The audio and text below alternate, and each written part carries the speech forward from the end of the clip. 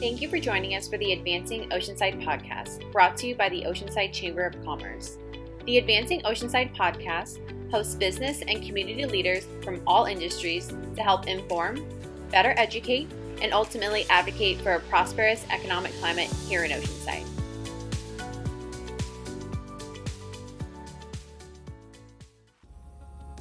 For that, I think Tim said it well, that trust your heart. I know a lot of service providers that would tell you don't give them money, don't give them anything, you're only enabling them. And I don't agree with that. I think the biggest obstacle to overcome for people living on the streets is not getting a job or getting a home or learning how to handle their addiction. I think the greatest obstacle for somebody living on the streets to deal with is shame. And when you stop and recognize them as a human and you give them something, whether it's a hygiene kit, $5 or a gift card to McDonald's, you are recognizing that they are a human and they have needs. And I'm telling you, I think in the end, God uses that to show them that there's this world that does care, that they're not alone, that they can get help. And so I encourage you to follow your heart. Tim Yzaguirre with the Bread of Life and Donnie D with the San Diego Rescue Mission join us today to discuss a loving approach to caring for our homeless neighbors. The partnership between the two organizations was quite literally a match made in heaven. The organization's missions align seamlessly, and their efforts combined have helped countless individuals and families. Their vision is to see God transform the lives of those experiencing homelessness and impact San Diego one life at a time. Their mission is to lovingly address the needs of men, women, and children by sharing the good news of salvation and providing a holistic approach to rehabilitation and recovery. I guarantee their approach, mission, and overall work will change the way you view homelessness here in Oceanside. And now, here's our host, Christy Hawthorne. Well, welcome to the Advancing Oceanside podcast. I'm your host, Christy Hawthorne. And with me this morning, I've got Tim Yzaguirre with the Bread of Life and I've Donnie D with the San Diego Rescue Mission. Good morning. Good morning. Good morning. Thank you so much for joining us today.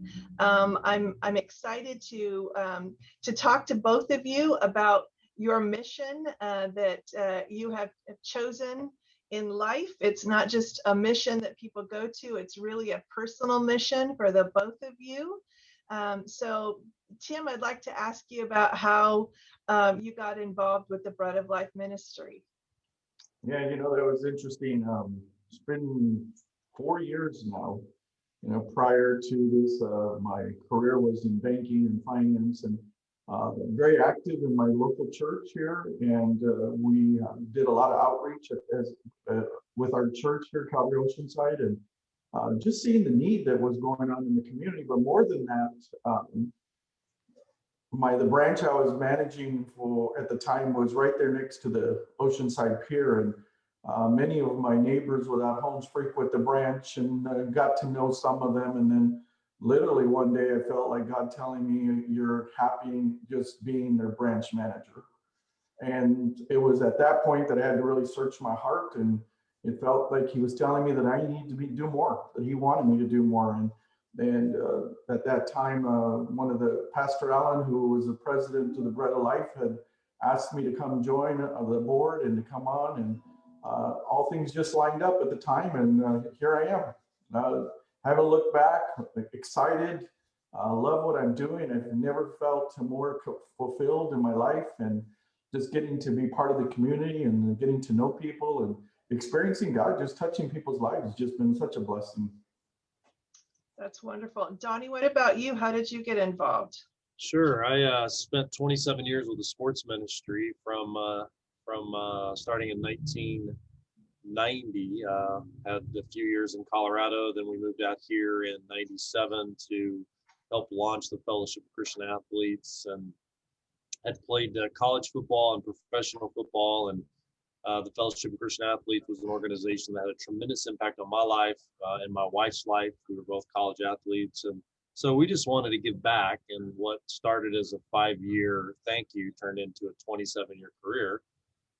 And in 2017, early 2017, I just started to see the homeless issue in my city. I've been here since '97. I don't think I'd ever realized that there were so many people living on the streets, and I didn't really do anything with that. I just processing and reflecting and wondering what leads somebody to end up on the streets, and went to a prayer luncheon in I don't know, March of that year, and I heard all four mayors of Oceanside, Encinitas, Carlsbad, and Vista get up at this big group gathering and say that their number one issue was homelessness. Their number one issue was homelessness, and it's just a shock for me. I knew there were people who were homeless and experiencing homelessness, but I didn't realize it was that big of an issue.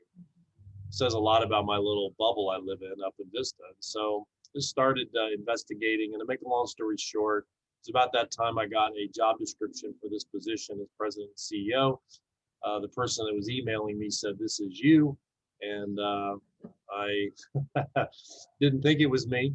Fought it for a while, but like Tim, just decided to do what God was wanting me to do. And I left the Fellowship of Christian Athletes after 27 years and joined the San Diego Rescue Mission in July of 2017. And it is the most amazing, overwhelming, complicated, rewarding, impactful thing I've ever done in my entire life. And I love what we do, and I love who I get to do it with. Well, one of the things that I think sometimes we see, for myself and residents of Oceanside and other cities, we see this as a hopeless problem. It seems, a never-ending one. There seems to be no solution, and people want to throw their hands up and what can we do? Sometimes there's a lot of misplaced anger, and on the other hand, sometimes there's some misplaced sympathy. So if you're either on one end of the spectrum, and what do either one of you see as solutions, and how do you address the hopelessness? Can we take that, Tim? Yeah, go ahead. Well, I think it's complicated. I mean, you're talking about people that have stories that have been through individual trauma and crises, and how they ended up on the streets is not one size fits all. I will tell you that we have to change our view as a society. We have to start seeing people on the streets as humans, as people. The majority of people living on the streets in San Diego became homeless in San Diego. So these aren't just people; these are our neighbors. These are our friends. These are people that we played Little League with and went to school with and probably worked with, and a set of events happened in their life that they ended up homeless. So I think that's one thing we have to do, is change our view. Then I think one of the things Tim and I are trying to do is change the narrative that the people living on the streets don't want to be on the streets. That once you start to see them differently and to hear their stories, you start to realize that they didn't choose this. This was a lifestyle of survival, and they're just trying to figure it out. And they don't have the relationships, they don't have the resources, most of them, to know how to figure it out. I think the reality of it is you start looking at the narrative, you realize that I could have been homeless. You could have been homeless. Any one of us, given a set of circumstances and a few little changes in our own story, we might have ended up homeless. I'm the oldest of four from a broken home. My father's an alcoholic. And since I took this position, there have been many times where I've just thought, man, looking back on my childhood and my parents breaking up, I wonder if a couple little things would have happened differently, would we have ended up homeless? So I think changing how we see the homeless, changing the narrative about the myths and the things that lead to homelessness, I think those are two things. And I think ultimately the best solution to change the state of homelessness in San Diego is rehabilitation. There's a difference between meeting the needs and addressing the needs. And what we do at the San Diego Rescue Mission is we address the needs. We take people in. Day one, they work through a 12-month program. We call them students. It's during that program that they get a chance to do drug and alcohol recovery, life skills, job training, parenting classes, computer classes. You can get your GED in our program if that's what you need to get off the streets. And Tim and I are committed that everything we do, all the resources that we have and all the finances that we spend are going to be aligned around rehabilitation, because we believe that's the best solution to get people off the streets permanently. Thank you. I like what what Tim has said, his verbiage that they're neighbors without homes. Mm. And I think that, you know, keeping that in mind, as you said, Donnie, that there are neighbors. We have a misconception that somehow they made their way to California without any money, and then they've just decided to live on the streets. Yeah. But there are neighbors, they're without homes, and you know, that we, again, the misconception I think is to resent and be angry and frustrated at their what we think is their choice, and sometimes it could be a choice, but it's a set of circumstances that we have to have compassion for. And Tim, what are the things that Bread of Life is it, you know, does on a daily basis when people are coming for assistance? You know, Christy, that's where our merger, our relationship with San Diego Rescue Mission, now that we're part, has really taken us to where we envision going. God just got us faster there with the mission, because it was. I mean, I have to admit, there was times where I was discouraged when we didn't have an answer for some of our neighbors who wanted to make better choices. As you know, we don't have some of the resources in North County and in Oceanside that we would like to have. It's something that we'll talk about, but we're now able to do a better job of assessing. Our resource center is open. We're in the process of, the mission's in the process of hiring a outreach worker for us. It'll be here on staff and be able to assess the person's need to see if they qualify for our programs so that we can transport them down and enroll them. But our resource center is available on Monday, Wednesday, and Friday from 9 to 2, and on Tuesdays and Thursdays by appointment. And the volunteers sit with them. They get to know them. We enter them into our mission tracker system so that we can start building a relationship and identifying some needs. We do believe in accountability. We don't just do handouts. We're trying to do hand-ups. We're trying to lift people up. And so we track every resource that we give them so that we're not just accountable to them, but we want those that entrust us with their resources to know that we are doing the best we can to honor what their wishes as well. We do continue to provide meals on a to-go basis at night because of COVID. We'd like for that to return back to more of a fellowship type hall where they can spend time together and build relationships, but we're doing our best to honor the rules on that. We do also have a computer lab that's available, so if they need to come in and work on resumes or job searches or whatever that is. So we do continue to work with them. Our Life Skills is closed currently. Once again, that's lifted, we'll return to that. But really being part of the mission and the resources that they made available to us. You know, one of the things Donnie shared about that really, to me, is what sets us apart, I believe. You know, and I love all our partners in the community. Don't get me wrong; they all have their place. We can't do this alone. But you know, God's given us the ability with the mission to have a 12-month rehabilitation program. And we have 5 goals for our students. And the second one really is what I think sets us apart. Well, the first one is most important as far as I'm concerned, which is encounter God. But the second one is for them to experience recovery. You know, to really walk through, you know, often I see some of our neighbors without homes who were given a place to live.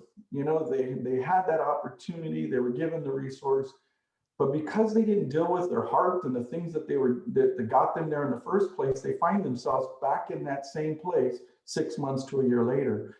So for them to be able to experience recovery and walk through it and deal with whatever pain they're dealing with, or deal with some forgiveness or finding their value, to me, that's what allows us to really transform lives. So that's what excites me right now. You know, I know you mentioned the current COVID situation. How do you guys think that COVID has impacted homelessness? Has it increased homelessness? I would say so. I know that we're just getting started with the federal point in time count and won't have numbers for a few months. But I think as they're out doing their counting as a part of the point in time count, I think one of the things you're going to find is that the number of people living on the streets increase, I believe, dramatically. And it's just a sense that I have based on the people that are coming to the mission and based on what I see as I drive around downtown, as I drive around our county, is that it just feels like there's more people living on the streets. And that to me, unfortunately, makes sense because a lot of the hourly jobs were eliminated because of COVID and because of shutting down businesses, and people that were living month to month, um, paycheck to paycheck, or using a couch at a friend's house or a spare bedroom, no longer were able to do that either because they couldn't afford it or the person they were living with couldn't afford them. And so where did they end up? I think they ended up on the streets. And we don't have enough shelter beds in San Diego County to be able to accommodate the homeless situation as it was pre-COVID. We certainly don't have enough shelter beds to handle it now. So Tim was talking about how some of the programs, are impacted by COVID, where you can't come in and have meals. What type of challenges is the rescue mission facing in day-to-day operations with COVID protocols? It's been difficult. I'm really proud of our staff, Tim and the rest of our teammates that are on the front lines every day, putting their own health safety at risk because they believe this is what they're called to do. They didn't go home. They didn't shelter in place. They got in their car every morning and they came to work because there are people that need our services. For us, we put everybody in lockdown in quarantine on March 13th and thought that would last a couple of weeks. It actually lasted a couple of months.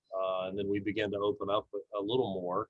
And even now, though, we have protocols that have been in place since March. You get screened when you come in the building. We have one entrance and one exit. You get your temperature checked. We ask you the important questions. You stay home if you're sick. Everybody's wearing a mask. We got hand sanitizer all over the building. We're washing down tables after meetings, and in the cafeterias, getting lots of love and attention in terms of sanitation. And I think those have all just added to the responsibilities that we have to run a mission for people that are staying with us. Couldn't send them home. That was their home. We have a 100,000 square foot facility and 360 beds, and that's where they live as they work their 12-month program trying to change their life. So COVID has made it much more difficult, but fortunately, I praise God for this, we have only had 2 positive cases of COVID among our students in almost a year now. And so I think the protocols, the attention to detail, God's grace and hand on what we do, I feel fortunate the last year that we haven't had an outbreak. That's amazing. That's wonderful. Thank you. So Tim, can you tell us a little bit of the background of how Bread of Life and the San Diego Rescue Mission, came together as to be partners and work together? That obviously it was a God thing, but it was interesting because I think right around, I had been at this role 6 months, 7 months full time when I was invited to a men's breakfast, prayer breakfast, and Donnie was the guest speaker. And as it so happens, we were sitting at the same table and we just started to talk. And at the time we were just, I was a rookie, he was a rookie. We were both just getting involved, and we just kind of exchanged numbers and said, hey, let's see how we can support each other. We didn't realize it was going to get to this place, but I appreciated what he said and where his heart was.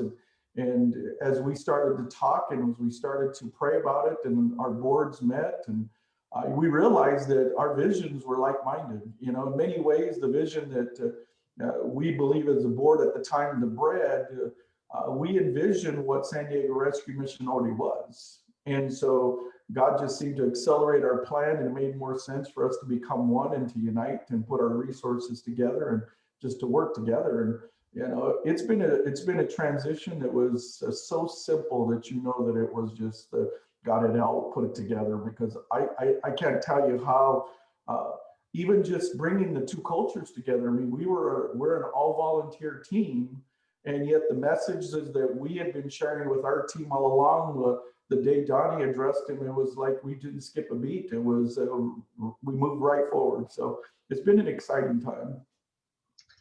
Donnie, do you partner or I don't know if I'm saying the right word when I say partner, but are there any other organizations such as Bread of Life that you have kind of enveloped or made a satellite rescue mission? Can you address that? Yeah, and I think that's the right word, partner. I think what happened with the Bread of Life is because of Tim and his leadership and what was going on at the Bread, our commonalities, the many things that we found that were similar. It just made it easy for us to start talking about the efficiencies if we could join together formally. We'd eliminate redundancy. We could better address and meet the needs of people experiencing homelessness, and it really fell into place. It wasn't even anything that Tim and I had to do or work at. Never had a project or an initiative that went so smoothly as the merge with Bread of Life, and now we're doing more. So we have lots of partnerships: San Diego Food Bank, Feeding America. There's a number of church pantries, the Ladle. We refer people back and forth with Father Joe's and Alpha Project, and I know our programs team has a number of relationships with the Crisis House and with NAMI but yet those are just working relationships and working partnerships. I do have a vision though and an initiative to really connect with the other faith-based service providers in the county. And so we have met with East County Transitional Living Center. We've met with In His Steps up in Ramona. We've met with the ranch up in Ramona. We've met with Green Oak Ranch, and trying to find ways that we could work together and figure out what part of this system could you do, what part could we do, and let's work together to get people off the street. So we're open to what we're able to do with the Bread, but most of those are loose affiliations, not a formal partnership like we have with the Bread. And now the Bread it is the San Diego Rescue Mission. The Bread just happens to be our North County presence. Well, it sounds like God's really knit your hearts together and giving you that like-mindedness, and that has to be important for the mission literally to go forward. Yeah, and you think about all of the loose ends, all the moving pieces when you merge two organizations, and they had a lot of things going on at the Bread. And I think we just saw, look, this is an opportunity for us to come around and support you, for you to support us. And the more we talked about how we would do that, it just became apparent that we're using some of the same software. We both need insurance. We both have vans. We both have thrift stores. There's just this incredible opportunity to leverage each other and to eliminate expenses, to reduce costs, and to ultimately have a bigger impact on people experiencing homelessness because we're working together as one as opposed to two individual organizations. Do either one of you have a particular success story when you think of an individual or perhaps a family that you've helped that comes to mind? I think one that comes to mind, and I won't use her name since I don't have her, but we had, just before we closed our shelter here, we had a senior who came to us at the time. She was living in her car. And had you met her, you probably wouldn't have known that she was living in her car. She was just one of those who just had only been experiencing homelessness for about 4 months. And again, it was life. She was the caretaker for her father. She lived with her father. And unfortunately, her father passed away. So when her father passed away, she not only lost the income she was receiving for caring for him, but she also lost her place to live. So when all that took place, we found her on the street. She found her way to us, and we brought her into the shelter at the time, and the resource team began to build a relationship with her. She was very hard-hearted. She really was very protective of what was going on. And but about 3 months in, one of the advocates at the time, somehow the conversation just got onto family. And at that point, we realized that she had a daughter in Florida that she hadn't really discussed with us. And as it turned out, she was too embarrassed to tell her her daughter, the situation she was in, so her daughter had no idea. So the ladies just began to really encourage this woman and prayed with her, and to the point where she was finally willing to pick up the phone and call and talk to her daughter. Within about 2 weeks, we had her on a plane. Her daughter begged her to come out, to, not only just because she wanted to provide for her mom, but she had a need for mom. She had 2 young kids, and she was a working mom, and so didn't realize that now grandma could take a place in her life and come alongside her with the kids. And so just being able to be there and help them walk through that, it was just an amazing time for that woman and for us as well. That's wonderful. Donnie, do you have anything that comes to mind? I do. We have new people come in every week, and I meet with them on Thursdays at 2:30 to give them a welcome and kind of cast a vision for do the whole program. Don't get kicked out. Don't walk out. Let's look at this as a year retreat where you can focus on yourself. And we had a gal that came in, was a part of one of those welcome meetings. She had a drug problem. She had legal problems. She was missing her kids because of the legal problems. And we just assured her that if she worked the program and if she wanted this more than we wanted this, that she could have a different life. Well, she started as a student, worked her 3 semesters. She was the most, I think, intentional of any student I've ever seen in my 3.5 years here. She was on point. She was doing what's asked of her. She was all in. And she graduated about a year ago from our program. And today she's been reunited with her kids. She's been sober for 2 years. She's working at the dollar store, and she, it appears that her little experience with homelessness is is in the distant past and something that she'll be able to overcome for the rest of her life. And I think that's what keeps Tim and I doing what we're doing, is we get a chance to see people change their lives. But we can't manufacture that. All we can do is support them and encourage them and train them and provide guidance and direction. They got to want it. And this particular lady wanted it. And she's a different person today because of it. That's wonderful. Well, let me ask you this. I drive by different corners, as we all do, and we see someone holding a sign.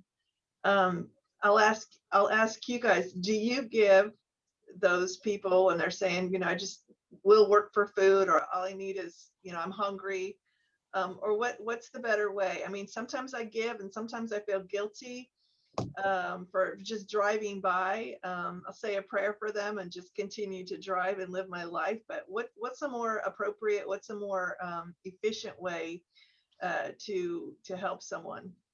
Well, I'll tell you what, because Christy, that's a great question, because I struggle with that for a long time as well. But first thing, I would never fault somebody from following their heart.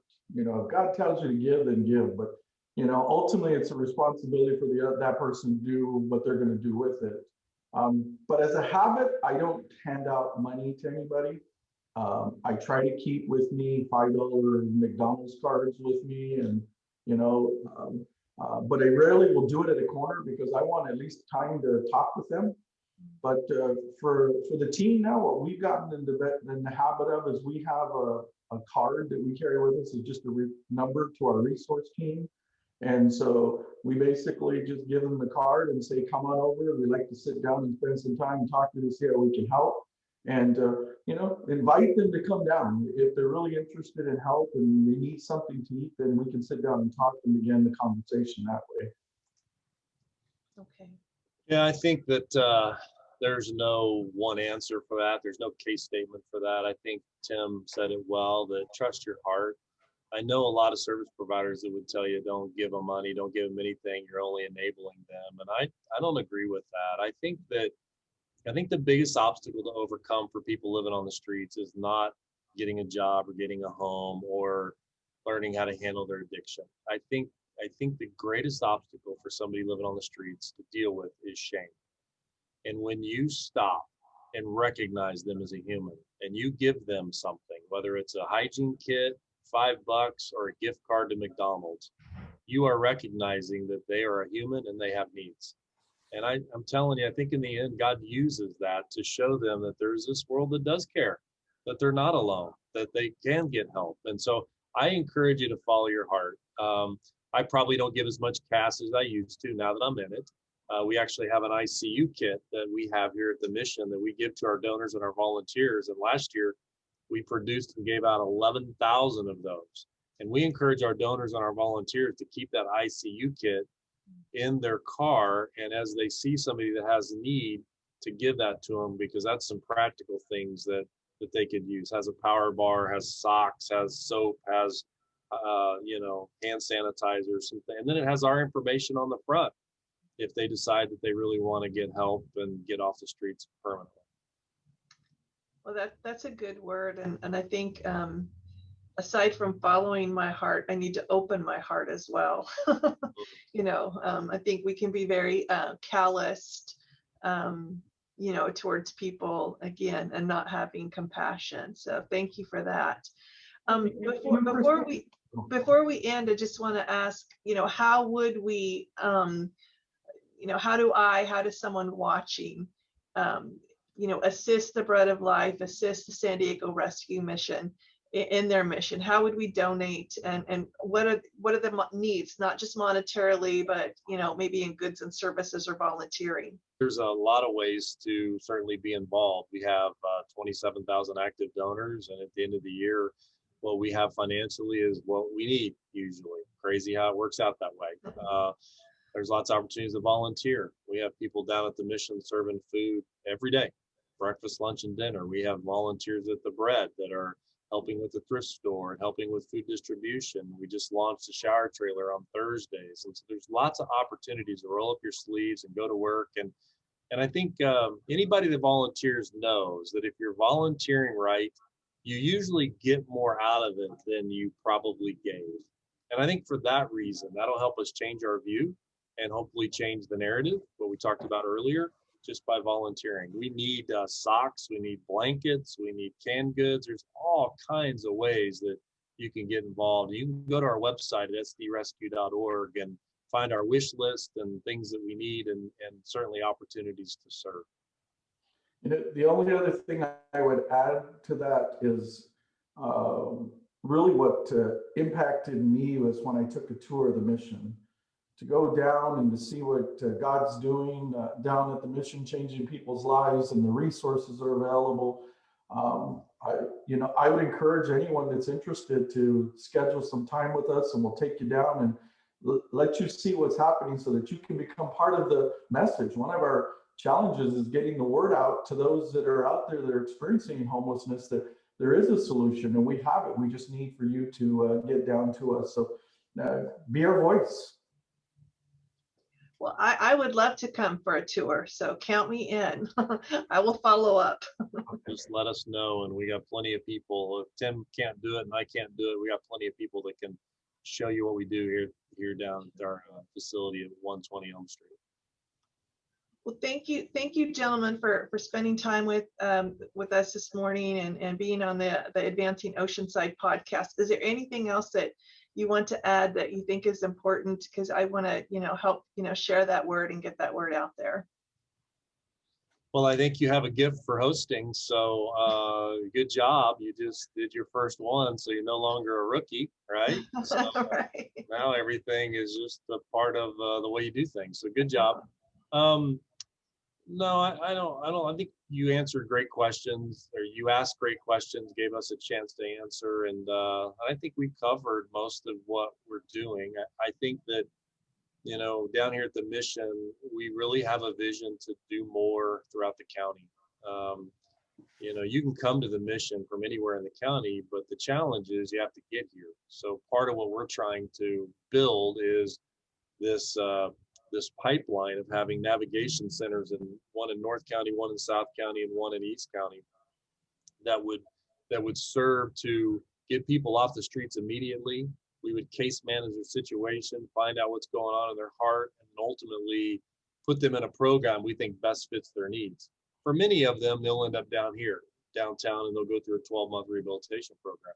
But not everybody needs a 12-month rehabilitation program. And so we think the navigation centers will really help us meet the needs and address the needs of more people. And And we see Oceanside as a key partner. Talk about partners. You have politicians, a mayor, city council member, city manager that I think are taking this homeless issue seriously and really want to make a difference. And they've all been to the bread. Tim has personal relationship with all of them. I think just says a lot about your city. I happen to live in Vista, but I think it says a lot about your city and your desire to want to do more and make a difference. So we look forward to continuing the partnership.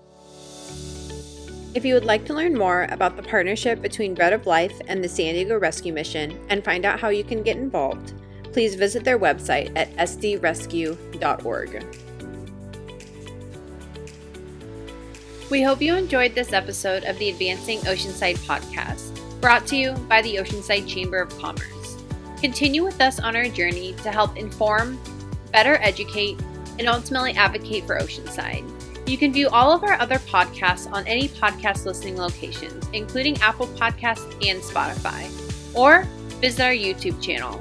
And don't forget to subscribe to catch all the latest updates on all things Oceanside. Join us next week as we host another influential leader from our community.